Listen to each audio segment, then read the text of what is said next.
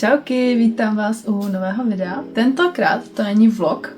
Slibovala jsem na Instagramu, že udělám unboxing toho, co jsem si objednávala za suplementy, protože mi úplně všechny docházely. Takže jsem musela objednat protein, kreatin a tyhle věci. Ještě než se budeme podívat na produkty, bych vám ráda poděkovala za kliknutí na tohle video. Pro ty, kteří mě ještě neznají, tak jmenuji se Eliška, je mi 20. Ráda se teda věnuju jako sociálním sítím a tvorbě kontentu, když zrovna nejsem líná. Studuju teda vejšku a do toho ještě sportuju. Budu moc ráda, když mi dáte odběr, když mi dáte like a klidně, když napíšete komentář. Třeba, který produkty zrovna používáte vy a který byste vy doporučili. Budu ráda i za sledování na Instagramu a na TikToku. A jelikož jsem si dopředu nepřipravila úplně jako poznámky k těm produktům a proč jsem si je koupila, tak jsem tím pádem tam říkala jako někdy nějaký kraviny. Budu dávat taky prostřihy, kdy vám to prostě domluvím takhle ze stříhání, z postprodukce, nevím, jak to vám nazvat. Můžeme se na to vrhnout. Dohromady mě to stálo asi 4 000. Přes 4 000. A to jsem tam ještě využívala nějaký studentský slevy nebo slevy za registraci. No, jdeme na to. Začneme nejmenším balíčkem. Ten je z e-shopu lékárna.cz a objednávala jsem si tam lipozování vitamin C. Je to úplně nejlepší forma vitamínu C, co jako může být. Je to nejlepší forma, protože dokáže dosáhnout téměř 90% vstřebatelnosti. Vitamin C patří do skupiny vitamínů rozpustných ve vodě a tělo se je neukládá do zásoby. Je zapouzdřen v mikroskopických tukových částicích neboli lipozomech, které chrání vitamin před zničením žaludku a umožňují efektivní transport. Je vhodné si ho brát ráno nebo při jídle, třeba při obědě. Já jsem zvolila značku Pharma Active, kterou mi našel ChatGPT. Je to teda česká značka a vyrábí přírodní doplňky stravy, kosmetiku a zdravotnické pomůcky. I se slevou jsem platila 300 korun za tohle balení 120 kapslí s tím, že se berou ty kapsle 2 denně. Další tady mám kreatin. Zvolila jsem ten od MyProteinu.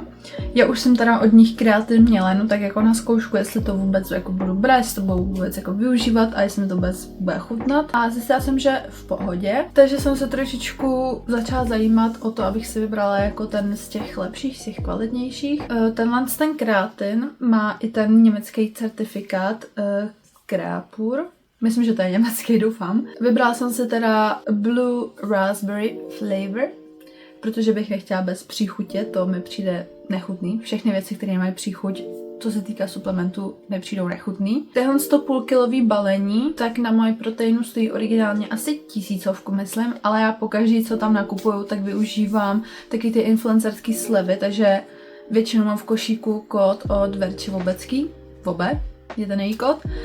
A záleží, jaký je zrovna týden, nebo jakou oni mají akci, ale ten kód se pohybuje od 42% až do 50%. Zrovna byl ten kód těch 50%, takže jsem ho dostala za půlku. Bomba, super deal. Kreatin je jeden z nejlépe prozkoumaných doplňků stravy, zvyšuje fyzickou výkonnost při intenzivním tréninku a podporuje nárůst svalů a zkracuje dobu potřebnou k zotavení. Svalům pomáhá rychleji obnovovat zdroj buněčné energie a zvyšuje objem svalových buněk tím, že v nich zadržuje vodu. Má teda i pozitivní vliv na mozek, kor u žen při dlouhodobém používání a při vyšší dávce. Creapure nebo Creapure, je patentovaná ochranná známka pro nejčistší formu kreatin monohydrátů na trhu a vyrábí se v Německu, jak jsem už správně řekla. Volila jsem teda kreatin od MyProteinu kvůli množství a kvůli ceně. A tohle balení mě stálo za 500 gramů 500 korun. Další tady mám protein, ale to je něco, vám říkám. Vím, že existují i jako větší kýble. Ani nevědám. Ale teda tohle, to je docela macek, ne? Když se ho dám na rameno. Vybrala jsem si protein od značky Biotech USA English normálně a já už jsem měla od nich jeden, hned ho ukážu. Než jsem si koupila tohle z toho 2kilového miláčka, tak jsem měla předtím tohle od 2kilového miláčka, ale jak vidíte, jsou rozdílný. Ten bílej je sice jakože 100% pure whey, natural, i bez té příchutě, což je nechutný za mě. Já jsem myslela na to, že ho budu používat třeba do pečení a takhle, ale ani tam to není jako by moc dobrý. A zjistila jsem, že to není vlastně úplně to nejlepší, co bych mohla jako mít, takže přišla na řadu výzkum a zjistila jsem, že tohle je ještě jako lepší. Iso Whey Zero. Izolát. Nejlepší forma proteinu. Nebo nejčistší forma proteinu. Vybrala jsem si tentokrát i teda s příchutí. Mám pistáciovou. Mně teda šlo hlavně o to, aby to nebylo jako bez ničeho. Je mi v podstatě asi úplně jedno, jaká je to příchuť, protože ta příchuť stejně tomu jako moc neodpovídá, co si budeme. Možná tak nějaká čokoládová a vanilková tomu odpovídá. Ta pistácie, jako je to taková ta umělá, taková ta, když si představíte pistáciovou zmrzlinu umělou, tak asi tak. Ale prostě pro mě je důležitý, že to nesmrdí, relativně to voní a je to prostě jako sladší, není to úplně bez té chuti. Má v sobě i další látky, tady vidím aminokyseliny, takže takhle. Tenhle ten protein Biotech USA Iso Whey Zero je nejčistší díky metodě CFM, což znamená Cross Flow Microfiltered, vysokou schopnost střebání. Má teda i snížený obsah laktózy, což úplně nějak neřeším, protože mám intoleranci na laktózu a je teda bez lepku a bez cukru. Vybírám se ho díky tomu, že má i vysoký obsah BCAček a ten protein, ta velikost přes 1800 gramů mě stála asi 2200. Poslední balíček, poslední věc, poslední značka. Nechala jsem si to nejlepší nakonec a to je Vilgain. Dámy a pánové, to je Vilgain a já už jsem toho půlku sežrala. Tak, neobjednala jsem si teda jednu věc. Jako to zatím teda už všeho vypadalo, že jsem se objednala jednu věc. Docela mě jako začaly trápit kolena, klouby jako celkově. Nešetří mě úplně, ať už na tréninku, na cvičení, teďko i při běhání. Takže už to chtělo něco na ty klouby, nějaký ten kolagen. A já už jsem předtím měla kolagen, ale to bylo jakože protein s kolagenem. A nepřišlo by mi, že by to dělalo úplně jako něco velkého, něco zázračného. A já jsem potřebovala teda něco jako zase, opět jsem si zkoumala, hledala to, co je úplně to jako nejlepší, co si můžu, co se týče kolagenu koupit. A vyběhly na mě kolagenní peptidy, což tomu odpovídá. Takže jsem se rozhodla pro tyhle Vilgain Grass Fed kolagenní peptidy. Je to teda z kraviček, který jsou jako nevychovávaný, který prostě žijou, jsou chovaný na pastvě. Od té doby, co mi to teda jako přišlo, tak jsem to samozřejmě zkoušela, nenechala jsem to v té krabici jako tady většinu věcí, válelo se mi to tady týden doma ve 4 krabicích, nevadí. Tak jsem to hned jako každý den začala brát. Jsou doporučení 2 až 3 odměrky, já jsem si teda dávala 2 po každý, myslím. A už za ten týden je to sakra rozdíl. Mě absolutně vůbec nebolí klouby, ať už teda kolena, kotníky, s tím jsem asi měla největší problém. Tak jako i celkově mi přijde, že to je jako lepší, takže tohle to za mě fakt, že doporučuji. Není to úplně nejlevnější, 300 gramů, stojí 5 kg, 550 myslím, že platila. Jo, ale stojí to fakt za... No a dál tady od Vilgainu mám asi úplně to nejlepší a to, na to jsem se nejvíc těšila. A to jsou jejich tyčinky. Takový ty různý jako protein bars, double trouble tyčinky. Guys, let me tell you, tohle sežrala bych to za jeden večer, tohle celý balení. Objednala jsem si teda ten set těch 11 tyčinek, že každá je jako jiná, prostě takový ten ochutnávací set. Ono to vycházelo i teda levnější, než to brát po jedný. Myslím, že mě to stálo nějakých 555 korun. Já už jsem skoro půlku snědla. OK, tady mám ty prázdné obaly jako důkaz. Nechávám se teda i kvůli tomu, že ať vím, co si chci jakoby objednat za ty tyčinky, které mi chutnají nejvíc. Každopádně, jo, tak teda, pardon. Tohle jsem si koupila zvlášť v práci, tahle ta cookie. Delicious, absolutně delicious. To Double Trouble s vanilla salted caramel.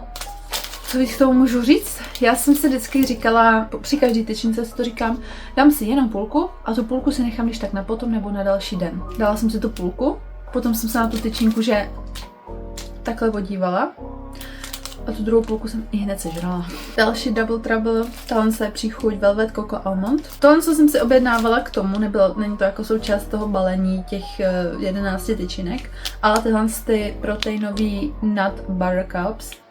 To chutná, ale že úplně identicky s Reese's Cups.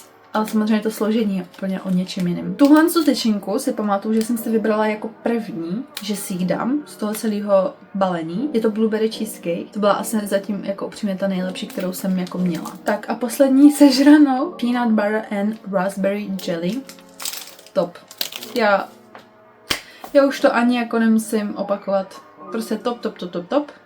Dobrý, popsáno. Tyhle tyčinky mi tady zbývají, který jsem ještě nesnědla, což se jako dost divím. Mám tady caramel peanut, mám tady crispy chocolate cream, zajímavý. Pistachio, na to se šíleně těším. To bude moje jakože regular. Potom tady mám milky coconut, pak tady mám peanut butter cup, ale jakože tyčinka, přichutí tyčinky, na to jsem zvědavá, jestli se to přiblíží k těm nut butter cups. Potom tady mám double trouble with real hazelnut cream a poslední fudgy frosted brownie. Každá ta tyčinka má 55 gramů, na 100 gramů to má okolo 400 kalorií, takže děleno 2. Jo, a na 100 gramů to jsem se teda tady dočetla, že to má 30 gramů bílkovin, takže zase děleno 2. Jinak jako složením, tím se vyznačuje Wilgin, že mají dobrý složení. Reálně je to slazený cukrem, medem a stevie. Je tam hodně vlákniny, jsou tam prostě použitý normální jakože věci a není to ultra zprocesovaná věc, jako kdybyste si šli koupit, já nevím, nějakou milka tyčinku. Ještě jsem si všimla, že jsem k tomu proteinu dostala vzoreček Nitrox Pump, takže asi nějaký pre-workout bych řekla, od značky Promin. Uvidím, jakoby já nic takového nepoužívám. Ještě malá vsuvka do videa.